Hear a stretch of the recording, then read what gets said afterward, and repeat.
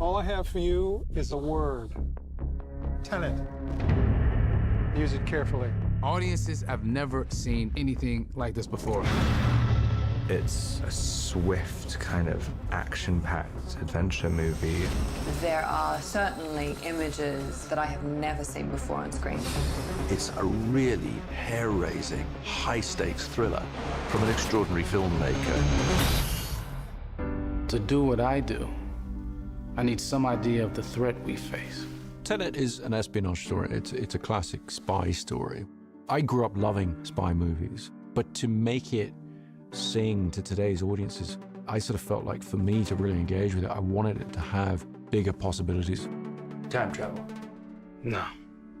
Inversion? Well, the film deals with this concept of inversion, which is the idea that the entropy of an object or a person could be reversed. It's very much cinematic. It's something that you have to see on the screen to fully engage with. Aim it and pull the trigger. You're not shooting the bullet, you're catching it. Whoa. I really pulled from and dug into my athletic experience more than ever. The training was paramount. Nobody's ever thrown an inverted punch before, so how do you make that real life, you know? He had incredibly complex fight sequences. We definitely pushed him to his limits. Right. It was intense. That's what was so exciting. These moves we've never seen before. I mean, these stunt guys who've been around a long time, they were learning, which was the fun challenge of it all. Well, I've seen too much. Well, we'll try and keep up. This is my third film with Chris Nolan. You kind of realize when you read it, oh, how are we gonna do this? Because he's gonna wanna do this for real. Chris is really great in that he wants it for real. He wants it in camera. He doesn't want to do CG. I haven't seen a green screen anywhere. We're doing everything in camera. Our method of visual effects is try and do everything without them. It's almost like documentary-like. It's all practical, it's all there. It just pumps you up to know that. And it's extremely helpful, obviously, on a performance level for the actors. I think the audience is always aware on some level of the difference between things that are animated and something that's been photographed. We always take the approach that if we possibly can, we'd like the actors to be in real environments. Well, I was in. I didn't want any stunt doubles. I wanted to do it for the team because it just benefits the film. Everybody was blown away by John David's enthusiasm. The physicality of that man is, you know, out of this world. If we hadn't had a performer of such skill and energy, those things wouldn't have been possible to do in camera. Chris, after one of the meetings, he was like, it's gonna be hard. He said it just like that. And I laughed, but, you know, months later, yeah, you were right, sir. It was very hard. Chris always sets the tone. He sets the tone for me and for the actors. The actor on a Chris Nolan shoot is very much, you know, it's very much part of a crew. Do you feel the sense that this is someone who's telling the story this way because that's what he passionately believes in? This man, he just stands there. I don't know how he does it. He's right there. His involvement is more than 100%. He really loves it. He can just keep shooting. The rain's coming down. He's like loving it. You lose the right to complain about anything. I mean, it's a good move on his part. It's infectious. You can't help but to want to keep going and give it your all.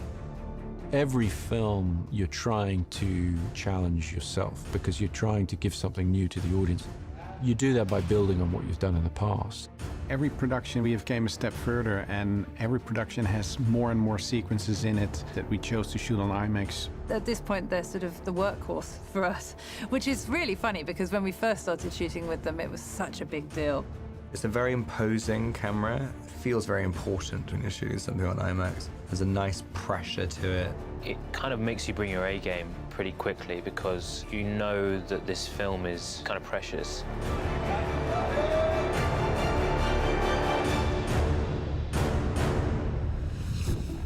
As I understand it, we're trying to prevent World War III. I'm not saying Armageddon here. No.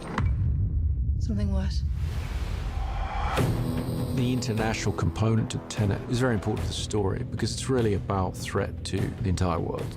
Chris always envisioned this film as a sort of globe-trotting action epic, and obviously the best way to do that is to actually travel yourself. It definitely plays into the sort of scope of the film. You know, it enlarges the canvas. We were going places during the busiest times, summer in Amalfi, monsoon season in India. Prep on this film was really complicated because we were based out of LA and making plans for all these huge action set pieces all over the world. We shut down an 8-kilometer freeway for 3 weeks, had hundreds and hundreds of extras and cars and stuntmen driving on it, doing great action. That was a first for me. When will we ever be able to do this in life? You know, to shut down the whole entire freeway. It defined the scale of it. You know, in the end, what you see as an audience is a fragment or is a shot, but you are filming a reality. You know, you want to buy into that reality. So in that way, a relocation always helps a lot. To be actually in the thing, to feel the thing physically move around you or feel the boat rock under you, it just obviously organically feeds the truth of a performance. It goes for his sweet spot, which is how do you make great cinema? Not just tell stories in pictures, but how do you make the experience of cinema? Yes, you could recreate India in a soundstage or London in a soundstage, and you're not going to capture the essence or the authenticity. And I think being in those locations, the audience gets to experience that. They're going to see that it's not green screen, and they're going to be amazed by it. You want to crash a plane, but not from the air. That was so dramatic.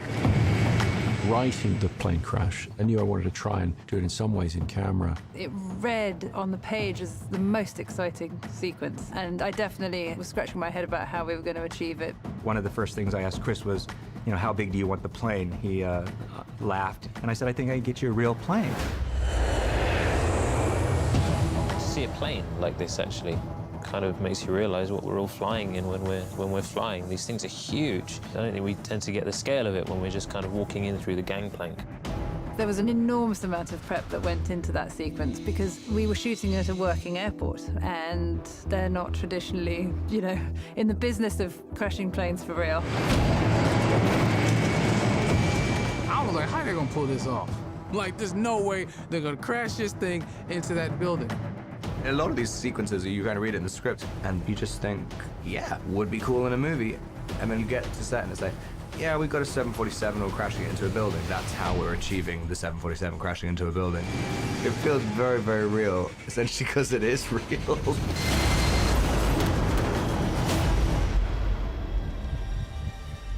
Don't try to understand it. Feel it.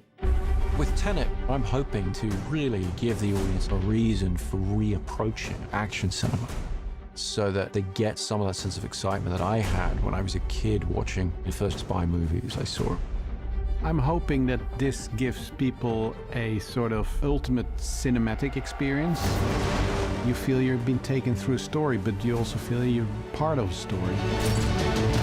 That's what's wonderful about his films. You just get transported into a different world. And that's what cinema is to me. It has to transport you. It has to be larger than life. I mean, it's the biggest movie anyone's ever done ever. No one's doing this stuff, and I don't think they ever will again.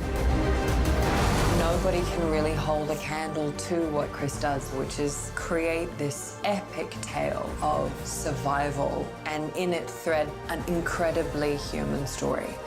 I think you're seeing Christopher Nolan inspired. You're going into an experience that you never had before in the cinema. It's a brilliantly calculated, precise, controlled, amazing story that's also completely out of control. Once you're on the ride of Tenet, you're going to have to really hold on to your seat. How would you like to die? Oh. You chose the wrong profession.